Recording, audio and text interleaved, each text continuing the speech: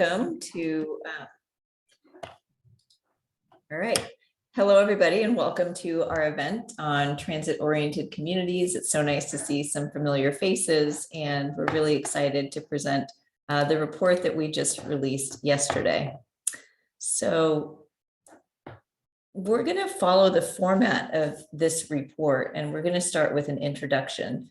So for those of you who are new, Desegregate Connecticut is a pro-homes coalition. We really want to emphasize the pro-homes nature of our effort. And we believe that better zoning laws will lead to a more equitable and sustainable state. So you can find out information about us, about zoning laws in general, about our push for equity and the economy and the environment, something that will be raised later in the presentation on our website at DesegregateCT.org. Joining me today, I'm Sarah Bronin, by the way, nice to see everybody. Joining me today are several presenters from Desegregate Connecticut, including Catherine Blanco, who is the lead co-author of the report, Pete Harrison, who is one of our senior policy fellows, who will talk about the benefits of transit-oriented zoning, and Nick Abbott, our deputy director. Everybody had a hand in the report. Nick is going to close out our session today. So we're part of the Desegregate Connecticut team and very happy to be here.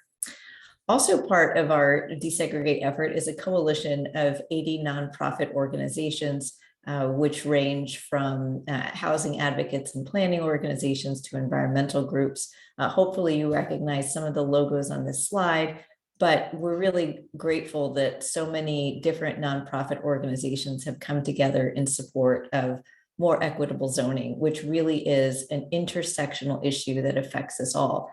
And that's kind of the essence of this report that we're going to be talking about today. Next slide. And so here is the cover image of the report.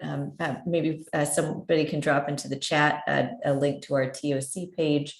Our TOC stands for Transit-Oriented Communities. And the title of the report is Get on Board with Equitable Transit-Oriented Communities. As you'll see throughout the presentation, the state of affairs in our current zoning is not so equitable in that it does not allow housing to be located around transit stations in the numbers and the nature of housing that we really need in the state. And then you'll hear later from Nick about the proposal for that we're advancing the session that will help to include affordable homes around transit stations. So that's why equitable is part of the title of the report. It's an essential part of our proposals this session. And I encourage you to flip through it because we're going to be throwing a lot of numbers at you today. And it's a great resource. So with that, I believe I'm going to turn it over to Catherine, who is going to explain the nuts and bolts of the report. And if you have questions, put them in the chat. And my role during this part of the presentation is going to be sometimes to perhaps interrupt with your questions, because I think Catherine's going to be doing a lot of work advancing the slides and speaking about the content of the report. So with that, I will turn it over. Thanks so much, everyone. Sarah, thank you everyone for being here today. So yeah, I'm going to jump into the numbers. Overall, when we looked at the data on zoning regulations near transit stations, we found that our current zoning is harmful for all Connecticut residents. So if we take a look statewide, we can see that on the vast majority of the land in Connecticut, single family homes are allowed as of right, but multi-family homes, that is 4-family homes, are rarely ever allowed as of right in Connecticut. So we really do have this one size fits all model in place across the state. But what we focused on for the report was transit towns. So there are 40 transit towns in Connecticut, that is towns with at least one train or fast track station. These are fixed stations. There's 51 train stations, 10 fast track, and 1 combined train and fast track station at Hartford Union Station. So quickly to define some of the terms we used, when we say near a transit station, we mean within a half mile radius, since that's about a 10-minute reasonable walk. When we say large minimum lot size, we mean a lot size of over about half an acre, specifically over 0.46 acres. When we say multifamily housing, we're referring to 4 or more family housing. As of right means that a housing project or a home can be built and reviewed by town staff rather than being subjected to a public hearing. So when we say that a certain type of building or home isn't allowed, we mean it isn't allowed as of right, and it'll be much more difficult to be built. And then when we refer to people of color, we base this off of these percentages off of the 2019 census data. And that refers to anybody who didn't identify as white alone. So that can include Black people, people who identified as Asian, Native American, or Pacific Islander, and 2 or more races. There's 8 out of 40 transit towns we found, which make multifamily housing easy to build near their stations. And by that, we mean there's 8 transit towns which allow multifamily housing as of right on at least 50% of the land near at least one of their stations. So here's an example of what that can look like. This is Meriden Station in Meriden. Anywhere that's highlighted in purple is a place where multifamily housing is allowed as of right. And again, that refers to 4 or more family housing. But there's 17 transit towns which have at least some restrictions in place between 1 and 49% of the land near at least one of their stations, and they don't have any stations where multifamily housing is allowed on over half of the land. And this is an example of what that could look like. This is Elmwood Station in West Hartford. So again, multifamily housing where it's allowed is in purple. And then unfortunately, there's 15 transit towns which don't allow any multifamily housing at all near any of their transit stations. And just one example, this is Beacon Falls Station in Beacon Falls. And as you can see, none of that area is highlighted. And all these images, by the way, are from our zoning atlas, which is a great resource. We encourage everyone to check it out. We also found that most transit towns, that's 22 out of 40, require large minimum lot sizes, even for single family homes near their stations. So 12 transit towns have these restrictions in place for between 1 and 49% of the land near at least one of their transit stations. This isn't counting towns who have those restrictions in place on over 50% of the land.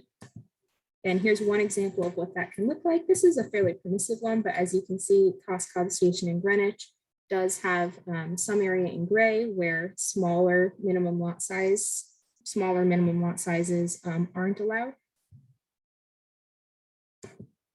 And then there's 10 transit towns, unfortunately, which require large minimum lot sizes for single family homes on at least 50% of the land near at least one of their stations. So here's an example of what that can look like. As you can see, this is Reading Station in Reading, and everywhere in gray indicates an area where there are large minimum lot sizes in place. Only that small area in purple indicates a place where a home on a smaller lot can be built. Looking at the demographics of some of these towns, we also found that every particularly wealthy community in Connecticut, or every wealthy transit community in Connecticut restricts multifamily housing options near their stations. So if we look at all of the towns which have an average, or rather a median household income of $80,000 or more, in comparison, the median income in Connecticut as a whole is $78,444. So all of these towns have a median income above that average, and all of them had at least some restrictions in place on multifamily housing near their stations. So here's a few examples. In Darien, as you can see, there's just a little bit of land where multifamily housing is allowed. At Greens Farm Station in Westport, no multifamily housing is allowed, and that's also the case, unfortunately, in Wilton. And then if we look, and then we also found 6 transit stations in 5 wealthy towns where multifamily housing and reasonable minimum lot sizes are both barred. So you can see here a map of where those stations are. That's Talmadge Hill in New Canaan, Reading Station, Westport, Greens Farms, also in Westport, Madison, and Westbrook Station in Westbrook. And here we just have a map where, as you can see, in all of these towns, there is no multifamily housing allowed, and there's sort of various amounts of reasonable lot sizes that are allowed, but as you can see, it's not on the majority of land for any of these stations. We also found that the least racially diverse towns tend to have extremely restrictive zoning near their transit stations. For example, Madison, which is one of the towns with the lowest populations of people of color, has fairly restrictive minimum lot size restrictions. As you can see, the area in purple where smaller minimum lot sizes are allowed is fairly small, and there's no multifamily housing allowed near their station. Just to look at another example, we have Branchville Station in Reading. The amounts of reasonable lot size homes and multifamily homes, it's pretty small. And again, that's one of the least racially diverse towns in the state. We can also see that of the 10 transit towns which require large minimum lot sizes on at least half of the land near their stations, 8 of those have particularly small populations of people of color, all under 12%. For contrast, in the state, the average is about 20.3% population people of color. So we see a pattern emerging here of some of the wealthiest and whitest communities having some of the tightest restrictions. We also noticed that towns with larger populations tend to allow more multifamily housing and single family housing on smaller lot sizes near their transit stations. We found that of the 10 most populous towns, only 3 had large minimum lot sizes in place, while 9 out of the 10 least populous towns had these large lot size in place. And one example of a more populous town that's more permissive is Stanford. As you can see, everywhere in purple here is where multifamily housing is allowed near the station in Stanford. And here there's a little bit less of smaller lot sizes is allowed, but still comparatively permissive. And Stanford is one of the towns with the largest populations, and it's actually experienced population growth in the past 10 years of about 5.7%, according to the 2019 census again. And now I'll turn it over to Pete to talk about some of the benefits of rethinking the zoning around our stations and why this is all important. Yeah, thank you so much, Catherine. And I appreciate that breakdown of all the stuff. And as Sarah mentioned, the Atlas, we have a link in the chat, and the report will be linked up on our TOC page. I want to slide to the next slide, Catherine. So really everything that we do last year and this year is based around this focus on 3 very important aspects of why zoning reform is important in Connecticut. I sort of jokingly call it the Holy Trinity, and that's racial equity, economic prosperity, and environmental sustainability. And TOCs really fit all of those quite nicely.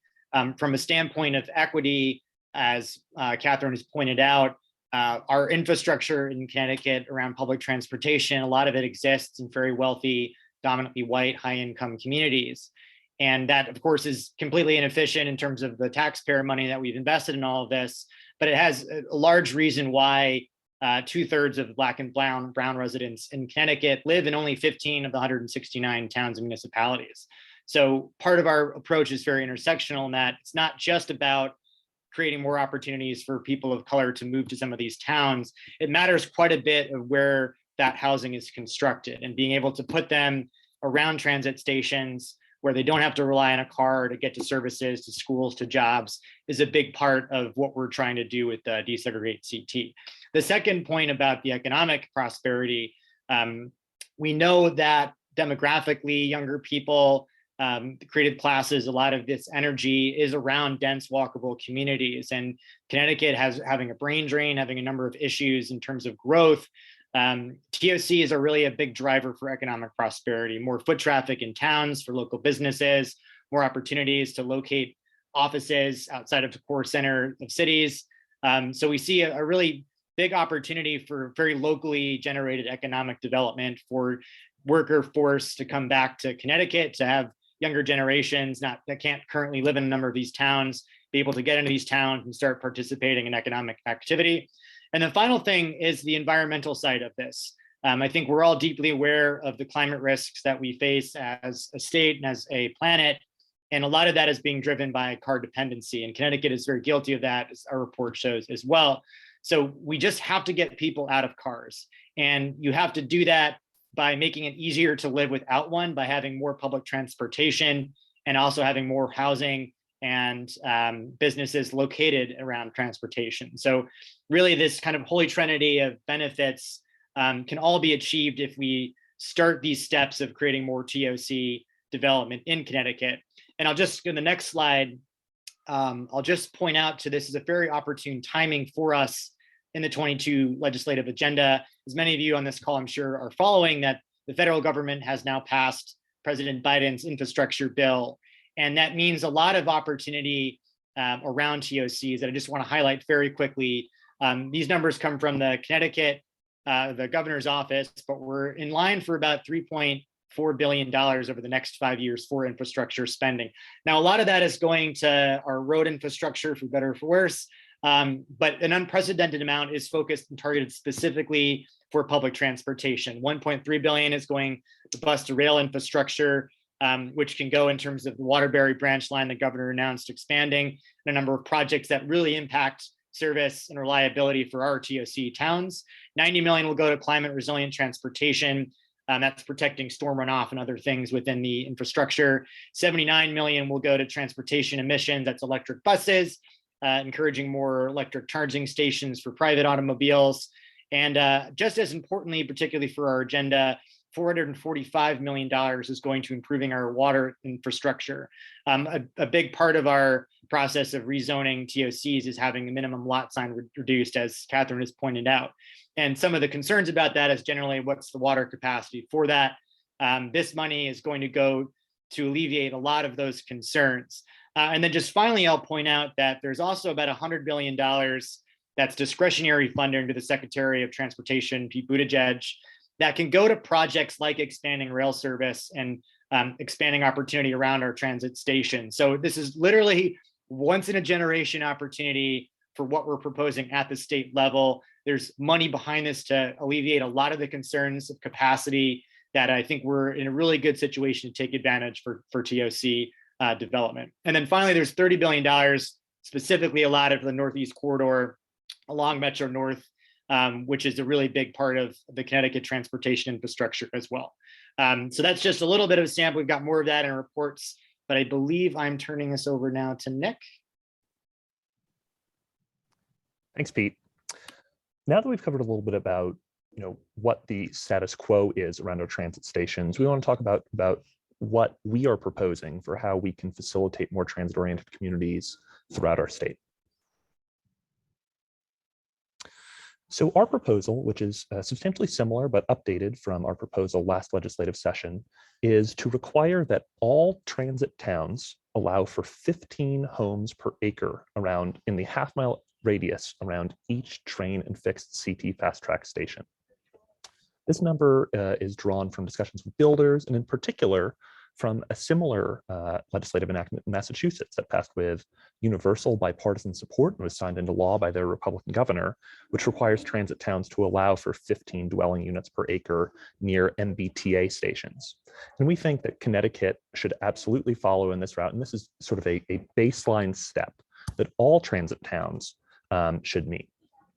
In addition to that density requirement, we're also proposing that all transit towns include for housing projects of a certain size, 10% of those units to be deed restricted affordable, so that we're generating not just market rate homes, which we know are likely to be more affordable than their single family homes, but also deed restricted affordability.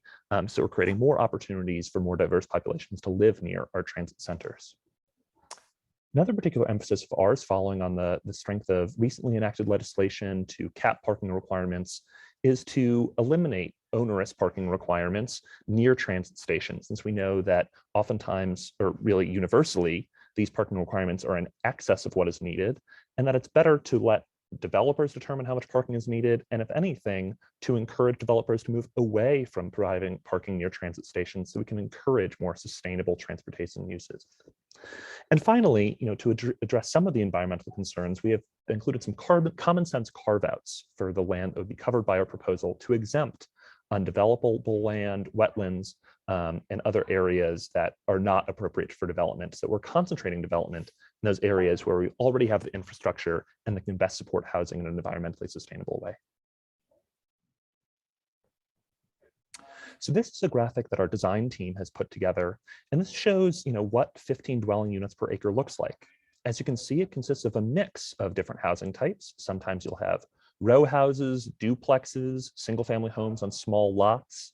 And it shows that what we're proposing is not a drastic increase to density near places, and it's not going to destroy the character of our Connecticut neighborhoods, but actually helps to enhance it and make our neighborhoods more walkable, livable, and sustainable.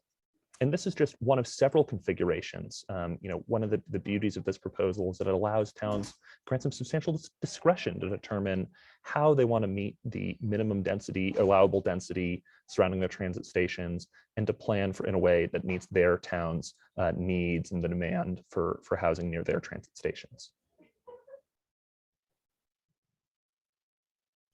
And here are just a few more different configurations to show how different towns could meet the density unit requirement. So definitely, as opposed to our existing zoning regime, which really is one size fits all, requiring just single family homes on large lots, this is really a push for towns to provide for a diversity of housing types and giving different towns options for how they can provide the housing that our state sorely needs in our most high demand areas.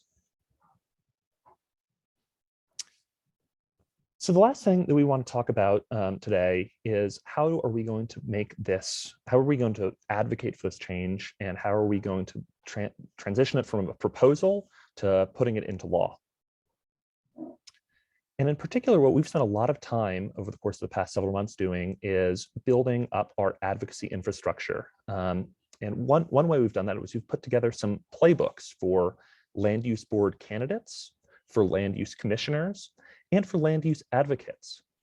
We've been developing strength in communities across our state, in towns with transit and without transit, in wealthier towns and in poorer towns, in our cities, our suburbs, and our rural communities. And across all of these different parts of our state, we've been able to cultivate a network of people who know that we need sounder housing policies to achieve the equitable economic and environmental goals that Pete talked about.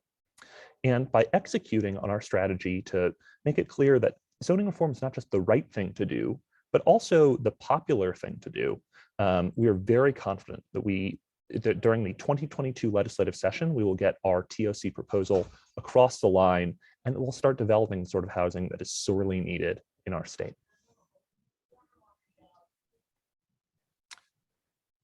So I want to thank everyone for joining this event. In particular, building on our Be the Change series, we'll be having a workshop for pro-homes commissioners. We had a great workshop for pro-homes advocates on Tuesday, where we rallied people across the state and have already been engaging in really great conversations with advocates to push for change, not just at the statewide level, but also at the local level to exceed the floor set by state law. And we'll be working with commissioners at this event so that those who are in positions to reform zoning policy at the local level are doing so in an informed way and can embrace some of the policies that we're advocating for. And then in addition to that event, next week, similar to our presentation this week, we talked a little bit about minimum lot sizes near transit stations, but we'll be doing a much greater in-depth dive into our research on minimum lot sizes informed by data from our zoning atlas. We'll be joined by Walker Holmes from the Trust for Public Land, talking about the huge environmental impact that minimum lot size regulations have on our state. So we hope that you all join us there. And we're looking forward to continuing to put out the substantial amount of research that we've done into this issue in support of our legislative agenda.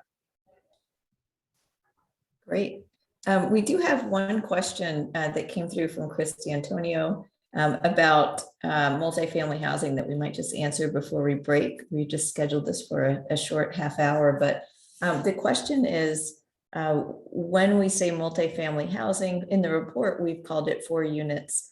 If people are already hesitant about duplexes and triplexes, would they be more skeptical about 4-family development? And I guess that maybe I'll answer it, and others can pitch in as well, just to say that our thought, and if you go back to that, the image, or if you think back, if it's not pulled up, the slide image with the 15 units per acre, our thought is that it could be the town that decides what kind of zoning to allow on an as of right basis. And as Nick said, the proposal this session is really 15 homes per acre as of right, and that could be any kind of configuration. So it could be triple deckers are allowed, 3-unit housing. It could be the town allows duplexes. It could be that the town allows single family housing on 1/15 of an acre. I live on a house that is on about 1/10 of an acre. So it can be done, and it can be certainly very livable. So the idea is that we wouldn't be requiring the 4+ family housing that we had promoted last year, where we said that for every lot, there had to be 4 units of housing. Rather, in this year's legislative proposal, we're kind of kicking it back to towns and saying, look, this is at your option, and you're the ones who decide whether this is a 1, 2, 3, or 4 or more family configuration. I don't know if anybody has anything to add about that question, but hopefully that will alleviate some of those concerns about super high density housing by matching Massachusetts in its new law and its recent bill, 15 homes per acre around MBTA stations. We think that's a start. Anybody have anything else to add on that? I'll just add very quickly. I mean, the graphic that you saw in the presentation is available online, and we have a design intern for these kinds of concerns, because I think there's a vacuum out there. If you say certain data points or 15 acres, they don't, or 15 homes per acre, people don't necessarily know that. So I think this year we've learned too to be really visual in what we're presenting, not just the data, that really can kind of fill an image for people to understand that, as Nick pointed out, these are not really town upending, destroying of character. These are really complementary to existing fabrics, and there's a number of different ways to go about it. So we've certainly learned that, and talking to other folks on these issues in other states, just to visualize it as much as possible and to give that option for folks, I think is a very powerful tool that we've got this time around.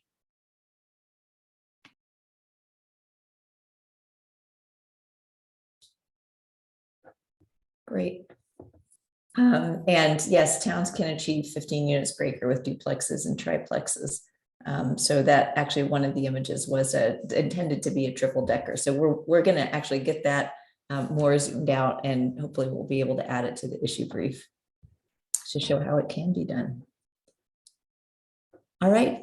Well, Nick, you want to close out? Anything else? I want to thank everybody for joining the call today. We'll be posting a recording of this presentation online, and hope that you stay involved, not just following the research on this issue, but with the advocacy, so we can get this done in Connecticut in the 2022 legislative session. Bye, everyone.